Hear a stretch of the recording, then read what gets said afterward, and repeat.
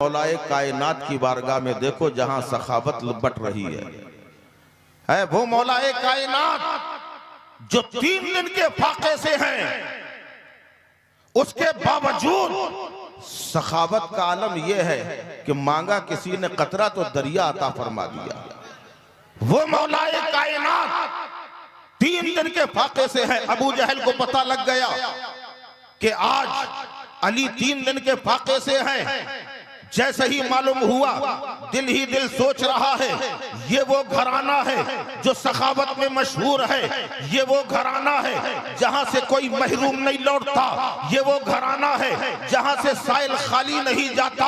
अगर आज कोई मांगने वाला आ जाए, मजा आ जाए। अभी ये सोच ही रहा था, पीछे से आवाज आई, ए सरदारे मक्का, घर में बेटी की शादी है, अगर कुछ इंतजाम हो जाए तो बेटी की शादी बहुत खूबी अंजाम पाए। जैसे ही उसने कहा, अबू जहल कहने लगा, बहुत अच्छे वक्त में आए हो। उसने फौरन हाथ फैला दिए कि लाइए अता कर दीजिए। अबू जहल ने कहा, मैं दूंगा थोड़ी। कहा फिर, कहा नाम बताऊंगा, पता बताऊंगा, एड्रेस लिखाऊंगा, वहां चले जाना, जितना मांगोगे उससे ज्यादा मिलेगा। उसने कहा कौन है? अबू जहल ने बताया, वो दरवाजा सामने है, उस घर के मालिक का नाम अली है, वहां जाके दस्ते सवाल फैलाओ, जितना मांगोगे उससे ज्यादा मिलेगा।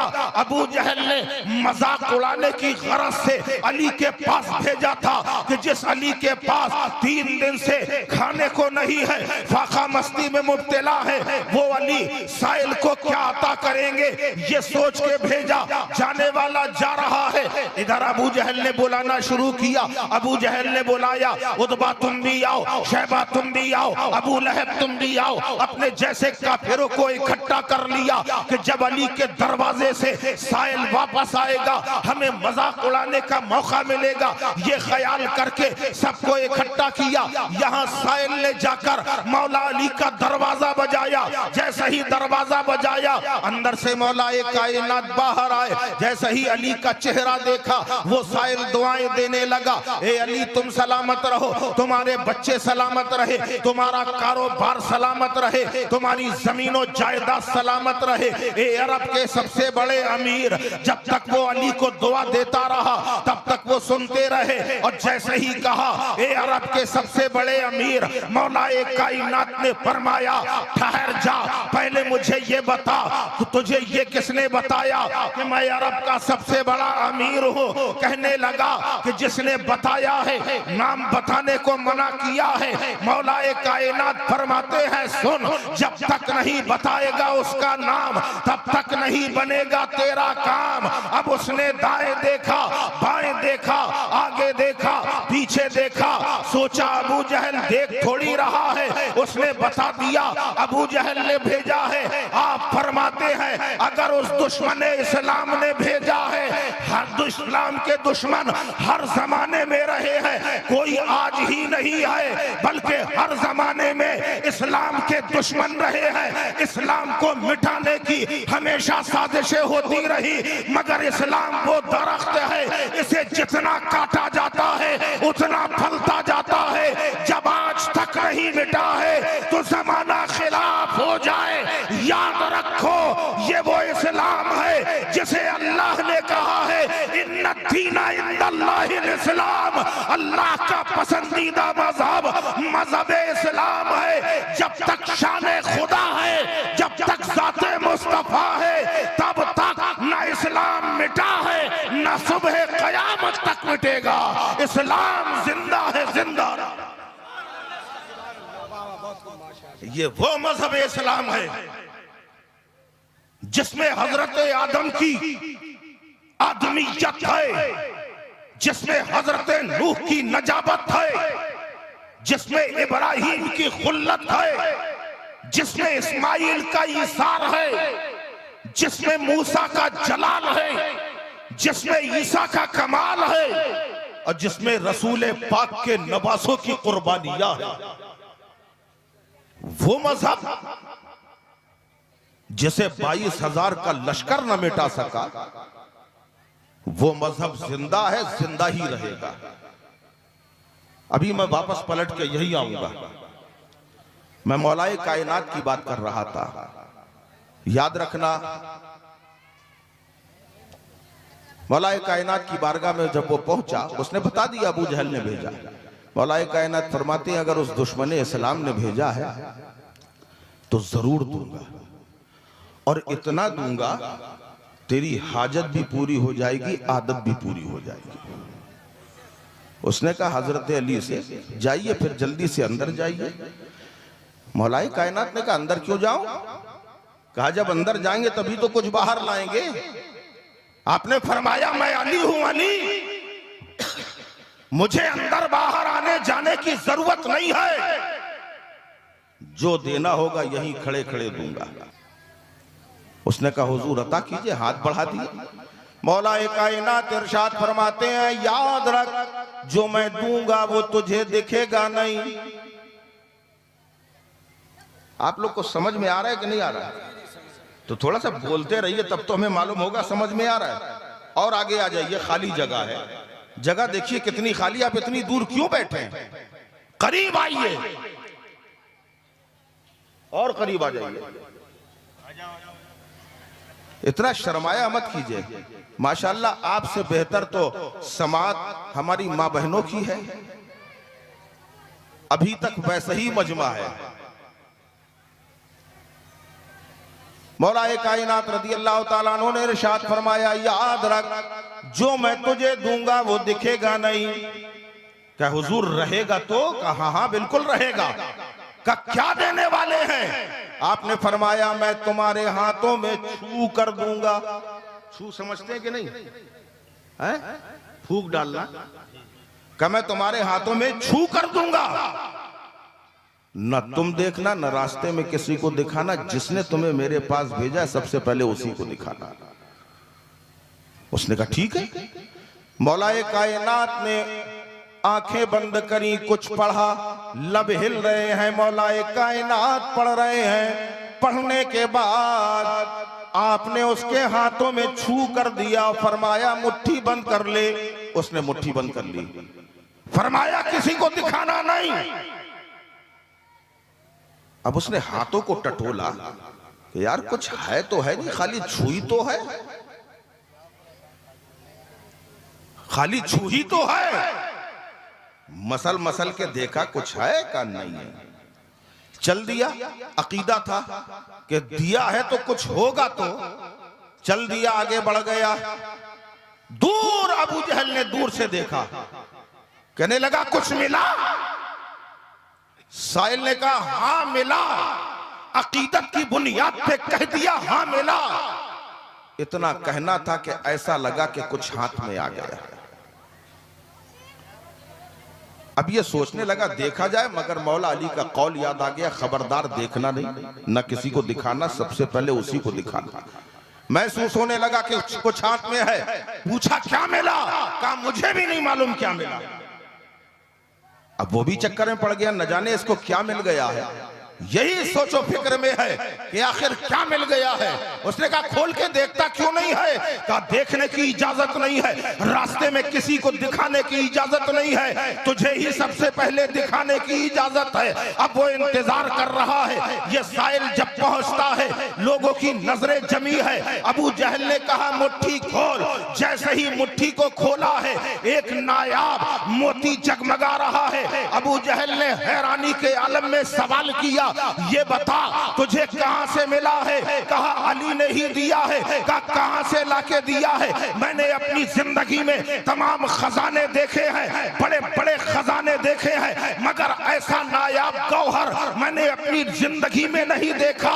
ये बता अली ने कहां से लाके दिया है? खेत से लाके दिया, खलियान से लाके दिया, जमीन से लाके दिया, मकान से लाके दिया, या दुकान से लाके दिया? उस साहिल ने कहा सुन, जहां तक मेरे देखने का सवाल है तो ना अली ने जमीन से लाके दिया, ना मकान से लाके दिया, ना खेत से लाके दिया, ना खलियान से लाके दिया, ना दुकान से लाके दिया, बल्कि खुदा की कसम हैदर कर्रार ने ये मोती मुझे अपनी जबान से अता किया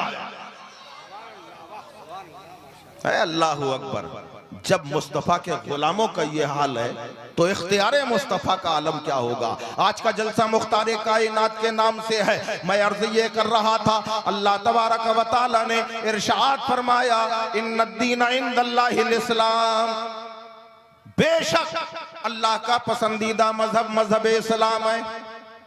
अब जब अल्लाह का पसंदीदा मजहब है, अगर हमारे पास 10 जमीन है या आपके पास 10 जमीन है, 10 जमीन के आप मालिक है, 10 जमीन के हम मालिक हैं। अब उन 10 जमीन में जो सबसे ज्यादा मुझे पसंद हो,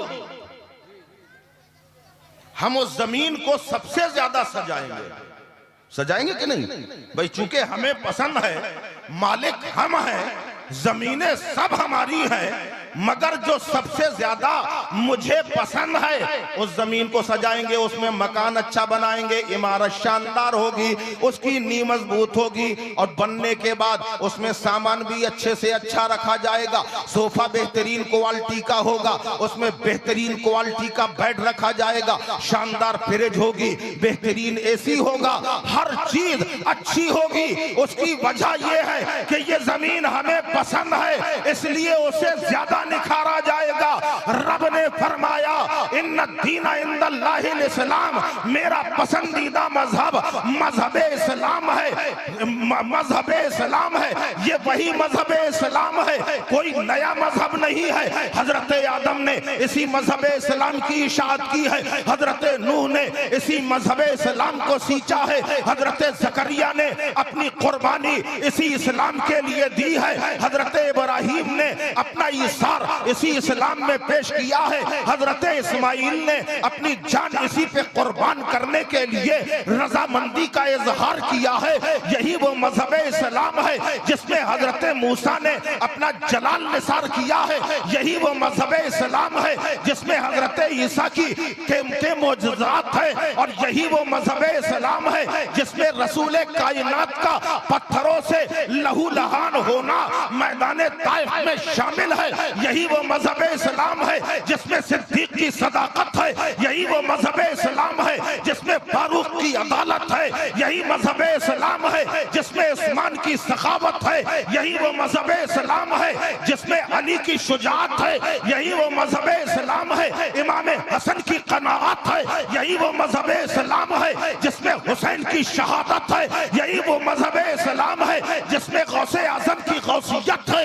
यही मजहब इस्लाम है जिसमें ख्वाजा की ख्वाजगियत है। यही वो मजहब इस्लाम है कि बरेली के मुजद्दिद की मुजद्दिदियत है।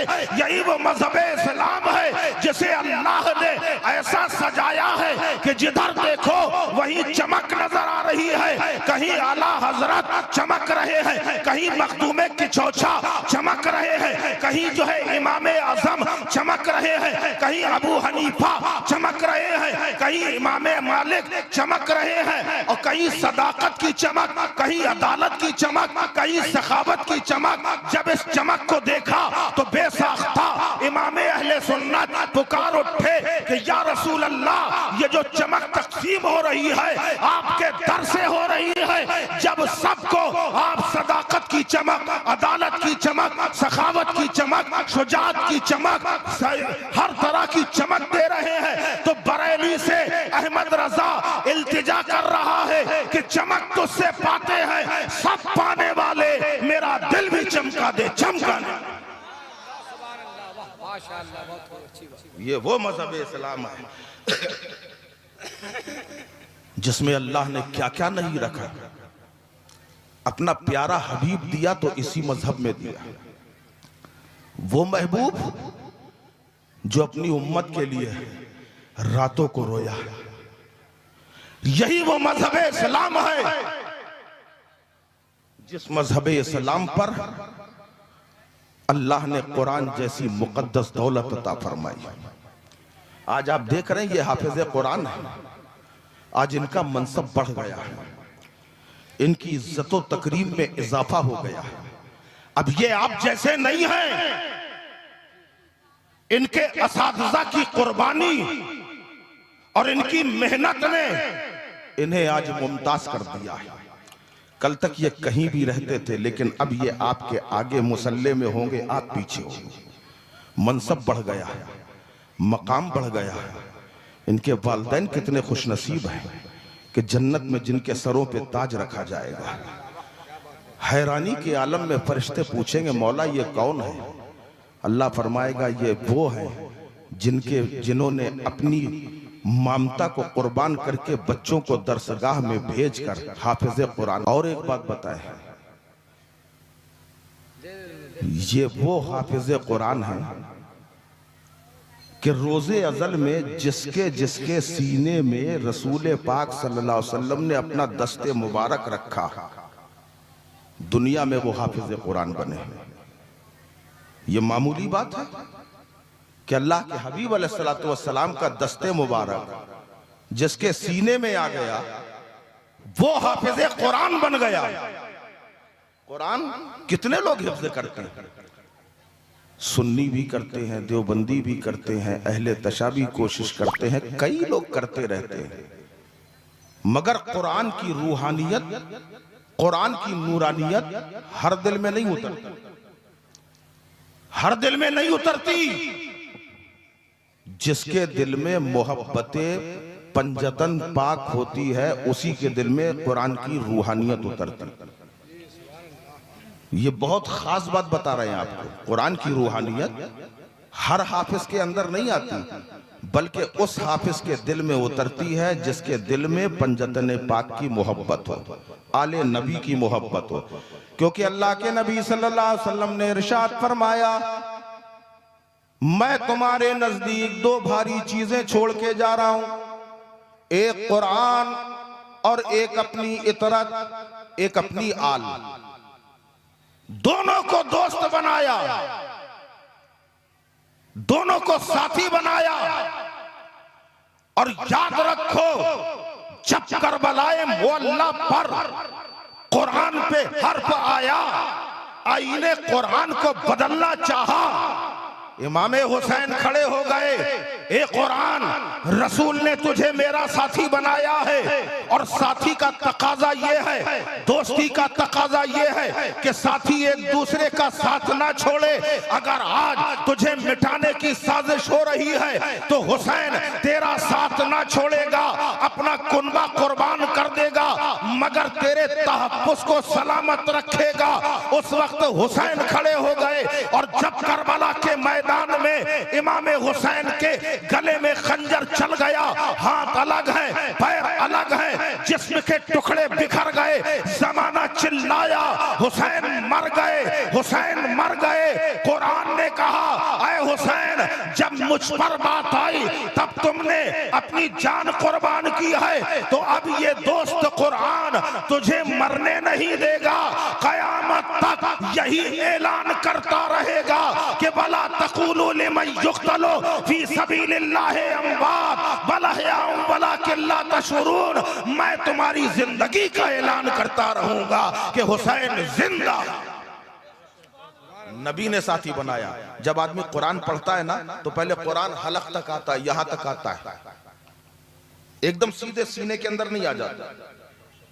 कुरान हलक तक आता है, अंदर झांक के देखता है कि दिल में मोहब्बत आले रसूल है कि नहीं। अगर मोहब्बत आले रसूल है तो अंदर उतर जाता है, रूहानियत आ जाती है। और अहले बैत की मोहब्बत नहीं है तो कुरान तो याद हो जाएगा मगर कुरान की रूहानियत नहीं मिलेगी। ये वो हाफिज कुरान है। जब आपका बच्चा घर में होता है, रात को सो रहा होता है, तो सोते सोते उसके लबों पे आवाज आती है, नींद में बड़बड़ाते हैं लोग, कोई गाली देता है, कोई माँ को याद करता है, कोई बाप को पुकारता है, कोई दोस्तों को आवाज लगाता है, मगर ये हाफिज कुरान जब रात में सोते हैं और उसके बाद अगर इनकी नींद न भी खुले तो नींद में भी कभी आवाज आती है तो यासीन वल कुरानिल हकीम की आवाज आती है, अल्हम्दुलिल्लाह रब्बिल आलमीन की आवाज आती है। अल्लाह अल्लाह कुरान की आयतें, सोने में भी कुरान की आयतें इनकी जबान में हुआ करती हैं। अल्लाहु अकबर। इससे अंदाजा होता है कि ये कुरान अगर दिल में उतर जाता है तो जबान से भी जारी हो जाता है, और जब जबान से जारी हो जाता है तो इस्लाह का पैगाम बन जाता है। आज का ये जलसा मुख्तार कायनात, मुख्तार दो आलम कॉन्फ्रेंस से है और जलसा दस्तार बंदी। आपने देखा अभी एक रूह परवर मंजर, इनके सरों पे दस्तार बांधी गई। दस्तार देखी ना, ये जो साफा बंधा है इसी को दस्तार कहा जाता है। आपको मालूम है इसका कोई सबूत है आपके पास? इतने बड़े बड़े उलमा बैठे हैं, इन्होंने दस्तार तो करा दी, ये दस्तार बंदी का कोई सबूत? जहां तक मेरी नजर का सवाल है, एक रिसाला निकला करता था जिसका नाम है कारी। उससे पहले ये दस्तार का सिलसिला नहीं है। सिलसिला चिश्तिया में हुजूर महबूब इलाही रहमतुल्लाह ताला अलैह ने जब कदूरी मुकम्मल की, उनके उस्ताद हजरत अलाउद्दीन उसूली रहमतुल्लाह अलैह जिन्होंने कदूरी मुकम्मल कराई थी, उन्होंने फरमाया कि बेटा निजामुद्दीन, आज तुमने ये किताब मुकम्मल कर ली है, मैं चाहता हूं एक कपड़ा ले आओ तो तुम्हारे सर पे बांध दिया जाए। इससे पहले ये कोई मिसाल नहीं।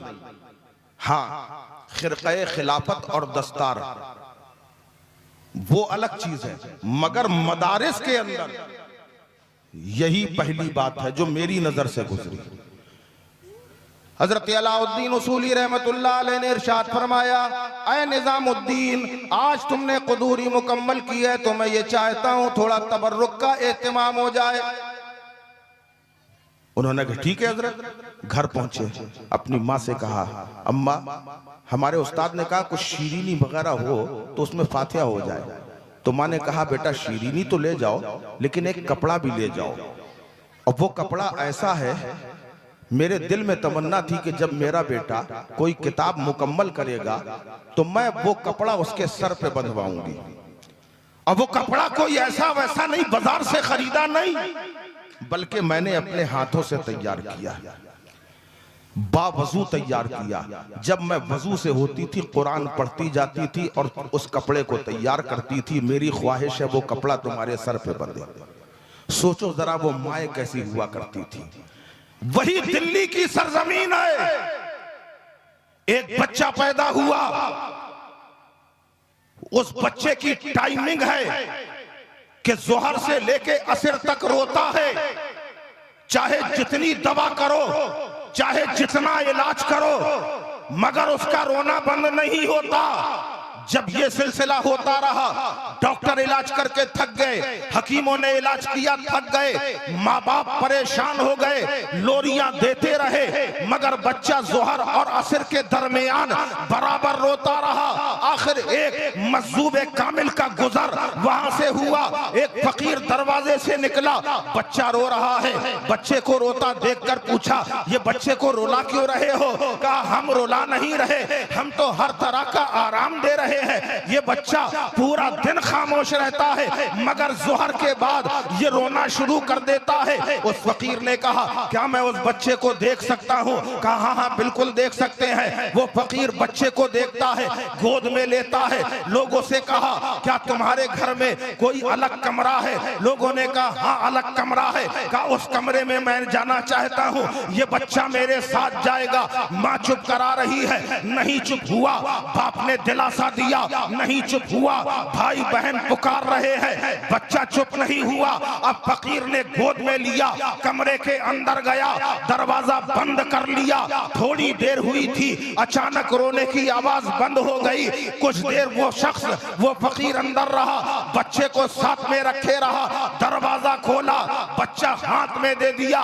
कहा बात क्या है, ये रोता क्यों है? कहा तुमने समझा नहीं, जब ये बच्चा अपने माँ के पेट में था तो माँ जोहर के बाद कुरान की तिलावत करती थी, तो बच्चे के लिए कुरान की तिलावत लोरी बन गई थी। और जब आज जोहर के वक्त लोरी नहीं मिल रही है, कुरान नहीं पढ़ा जा रहा है, इसलिए बच्चा रो रहा है। अरे ये कोई और बच्चा नहीं है, बल्कि यही बच्चा आगे जाके बू अली शाह कलंदर के नाम से जगमगा रहा है, जो हाफिज कुरान। माए अपने बच्चों को कुरान की तिलावत करती हैं, गोद में हो या पेट में हो, तो बच्चों पे उसके असरात जरूर आया करते हैं। सरकार गौसे आजम रदी अल्लाह ताला अन्हु के बारे में सुना है, 17 पारों के हाफिज कुरान पैदा हुए, क्योंकि माँ ने 17 पारे जिस वक्त पढ़े पड़े हैं, वो गौसे पाक को याद हो गए हैं। तो ये कुरान आसान नहीं है, मगर जब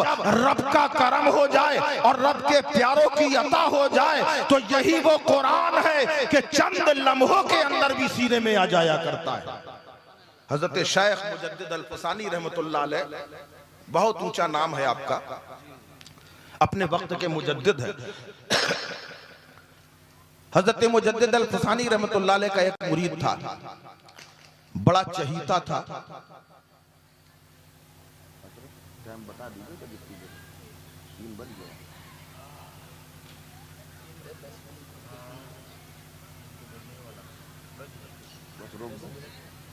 इसी को समेट दे रहे हैं। मुजद्दिद अल-फसानी रहमतुल्लाह अलैह का एक मुरीद था, बड़ा मुंह लगा था। हालांकि पीर के सामने इतने मुअद्दब अंदाज में रहना चाहिए कि तमाम मुर्शिदों के मुर्शिद, पीरों के पीर रसूल पाक सल्लल्लाहु अलैहि वसल्लम के सामने जैसे फारूक आजम रहे।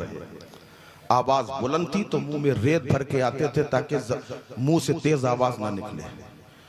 शेख मुजद्दिद अल-फसानी रहमतुल्लाह अलैह का वो मुरीद बड़ा मुंह लगा हुआ था। जब उसकी शादी हुई बड़ा खुश हुआ। निकाह होने के बाद पहली रात थी, बीवी के कमरे में जैसे ही दाखिल हुआ, अंदर से आवाज आई, अस्सलामु अलैकुम व रहमतुल्लाहि व बरकातहू। इन्होंने जवाब दिया, मुरीद साहब ने, हमारी बात समझ में आ रही कि नहीं? बस बिल्कुल खत्म पे है ये।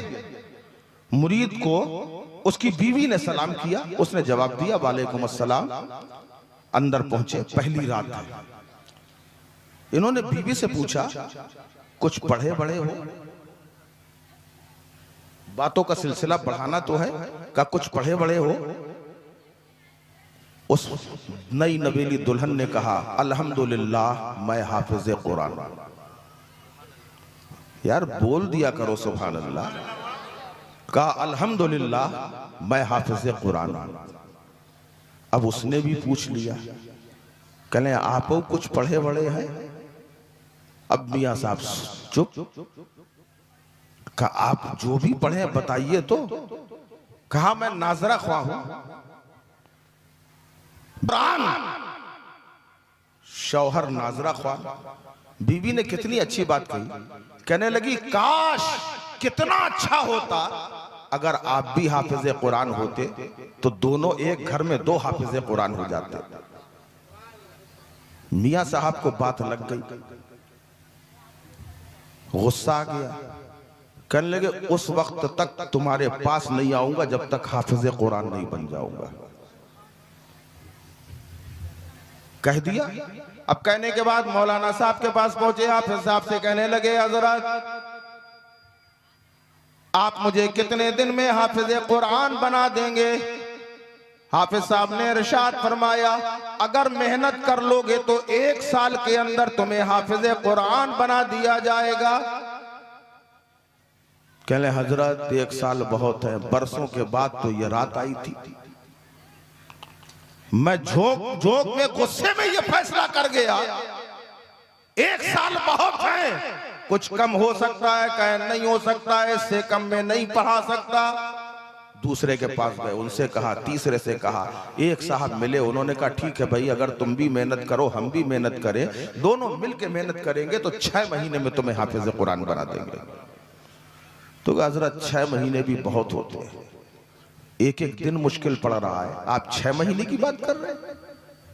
का फिर का और कम कीजिए, का इससे कम नहीं हो सकता। जब देखा कोई सहारा नहीं, अब अपने पीरो मुर्शिद शेख मुजद्दिद अल-फसानी रहमतुल्लाह अलैह की बारगाह में पहुंचे। कहने लगे हजरत मैं हाफिज कुरान बनना चाहता हूं। तो आपने फरमाया सब जगह तो हो गया, होके आ गए हो, अब आखिर में मेरे पास आए हो। का हुजूर जब कहीं काम ना बने तब पीर के पास बन जाता है। मैं हाफिज कुरान बनना चाहता हूँ, आप कितने दिन में हाफिज कुरान बना देंगे? आपने इरशाद फरमाया तुम भी मेहनत करो मैं भी मेहनत करूं, दोनों मिलकर मेहनत करेंगे तो तुम्हें 3 महीने में हाफिज बना दूंगा। क्या हजरत 3 महीने भी ज्यादा है, और कुछ कम हो सकता है? कहा क्यों नहीं हो सकता?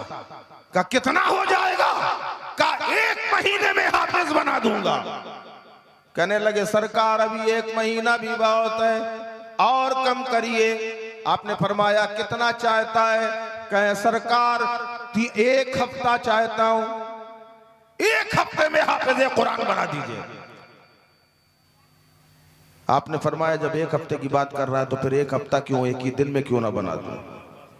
दरियाए करम जोश में आ गया, का फिर 1 ही दिन में क्यों ना बना दूं? का ऐसा हो सकता है? का बिल्कुल हो सकता है। कल सुबह फजर की नमाज मेरे बाईं तरफ पहली सफ में बैठ के पढ़ लेना, फिर उसके बाद बताना। अब सारी रात उसने गुजार दी, इंतजार कर रहा है कि कैसे रात कट जाए। सारी रात जागता रहा, टहलता रहा कि मुझे हाफिज़ कुरान बनना है। सुबह का वक्त होता है, मुअज्जिन से पहले मस्जिद में दाखिल हो जाता है, मुअज्जिन बाद में आ रहा है, मुरीद पहले दाखिल हो चुका है, पहली सफ में बाईं जानिब बैठ गया और उसके बाद मुअज्जिन ने अजान पुकारी, सुन्नतें अदा की गई, मुजद्दिद अल-फसानी ने नमाज पढ़ाई है और नमाज पढ़ाने के बाद जब आपने दाहिनी तरफ सलाम फेरा है तो मुअर्रिख फरमाते हैं जितने लोग पहली सफ में दाईं तरफ थे सब आलिम दीन बन गए, अब बाईं तरफ फेरा है तो जितने थे सब हाफिज़ कुरान बना। अल्लाह के वलियों की शान बहुत आला है। अल्लाह का करम हो जाए, ये दौलत हर किसी को नहीं मिलती। जिसका इंतखाब अल्लाह कर दे ये बड़े नसीब वाले हैं। अल्लाह तबारक व तआला से दुआ है कि परवरदिगार आलम इनको दीन का बेहतर सिपाही बनाए और इनसे दीन की खिदमत ज्यादा से ज्यादा ले और इनके जरिए से इनके वालिदैन और इनके असातिज़ा कराम के मरातिब भी परवरदिगार आलम बुलंद फरमाए। यही वो दीन है कि जिसकी अजमतों को जमाना सलाम करता है, मलाइक सलाम करते हैं, हूरे सलामी पेश करती हैं। और क्यों ना हो, क्योंकि इस दीन में ऐसे ऐसे अल्लाह के नबी मौजूद हैं और बिलखुसूस महबूब खुदा सल्लल्लाहु अलैहि वसल्लम तशरीफ लाए जिसमें उनकी कुर्बानियां शामिल हैं। ये वो दीन है कि जो ना कल मिटा था, ना आज मिटा है, न सुबह क़यामत तक मिटेगा, क्योंकि इस दीन को अल्लाह ने पसंद किया है। इन्ना दीन इंदल्लाहिल इस्लाम, बेशक अल्लाह का पसंदीदा मजहब यही मजहब इस्लाम है। अल्लाह ताला हमें मजबूती से इस पे कायम और दायम फरमाए और इस्लाम मजहब इस्लाम के उसूलों पे अमल करने की तौफीक अता फरमाए। वमा अलैना इल्लल बलागुल मुबीन। अस्सलाम।